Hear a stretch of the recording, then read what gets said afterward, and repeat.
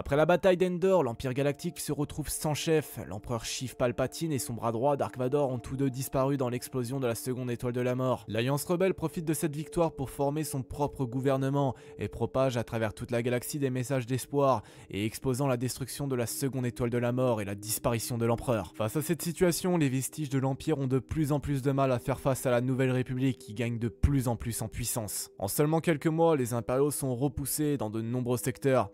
La grande amirale Rey Sloane essaye tant bien que mal de réunir les vestiges de l'Empire. C'est sur Akiva qu'un conseil sur l'avenir de l'Empire se tient dans le plus grand secret dirigé par Sloane. Toutefois, la Nouvelle République est mise au courant et ne perd pas un instant à envoyer une flotte sur place. Toutes les forces impériales sont tuées ou capturées, Sloane est la seule à pouvoir s'échapper de la bataille. L'informateur de la Nouvelle République n'était nul autre que Gaius Rax lui-même, qui cherchait à purger l'Empire de ses plus faibles éléments. En réalité, Rax avait reçu ses ordres de l'Empereur avant que celui-ci ne soit tué, lui ordonnant de détruire l'Empire ainsi que la Nouvelle République dans un plan appelé le plan de contingence. Rax suivit les ordres à la lettre et réunit les dernières forces impériales en orbite de Jakku et attendit l'attaque de la Nouvelle République. Du côté de la Nouvelle République, les généraux ont appris que les dernières forces impériales restantes étaient tous rassemblées sur Jakku. C'était alors là l'occasion de parvenir à la reddition définitive de l'Empire. Mon Mothma chercha à faire voter la résolution qui permettrait à la Nouvelle République de passer à l'attaque des forces impériales sur Jakku. La première tentative fut rejetée, mais de plus en plus de sénateurs étaient désireux de mettre une bonne fois pour toutes un terme à cette guerre. C'est alors que la deuxième tentative fut lancée et acceptée. Plus d'un an après Endor, les forces de la Nouvelle République sortent d'hyperespace en orbite de Jakku, déterminées à mettre fin à l'Empire.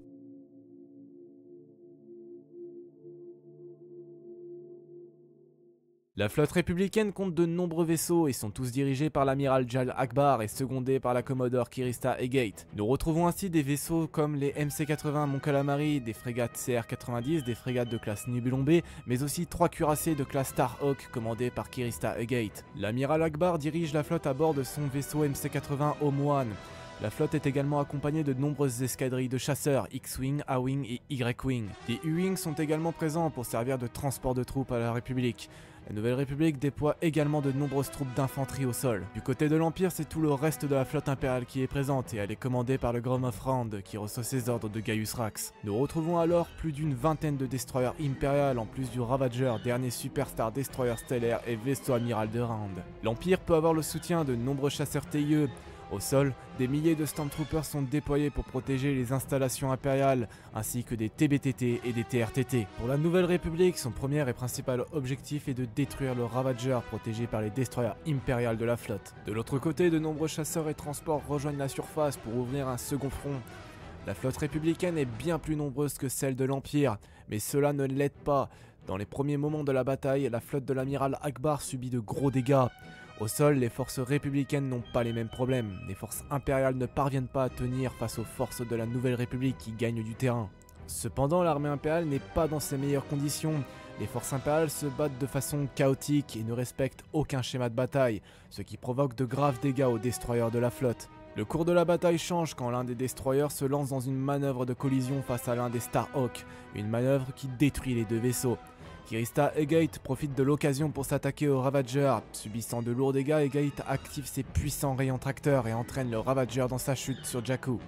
Le Superstar Destroyer s'écrase sur la planète et la Nouvelle République prit l'avantage sur l'Empire. Gaius Rax tenta de détruire Jakku avec les forces impériales et républicaines rassemblées, grâce à un appareil appelé l'Observatoire. Rax fut cependant tué par Rey Sloane qui était revenu tuer celui qui l'avait trahi. Sloane quitta par la suite Jakku en compagnie de Brandol Hux et son fils en direction des régions inconnues pour tout reconstruire. Alors que la bataille de Jakku n'était pas encore terminée, le grand vizir de l'Empire Mas Amedda contacta Mon Mothma, lui disant qu'il souhaitait mettre fin au conflit et signer la reddition de l'Empire. Le traité de concordance galactique fut signé sur Chandrila et l'Empire galactique disparut officiellement. Cependant, les troupes impériales sur Jakku n'arrêtèrent pas le combat. Tels des fanatiques, ces derniers combattirent jusqu'à la mort, mais la Nouvelle République sortit bel et bien victorieuse de la bataille.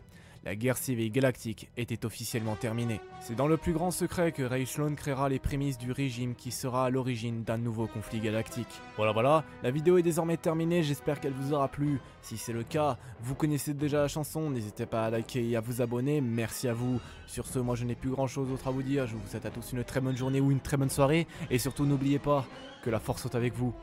La bise tout le monde.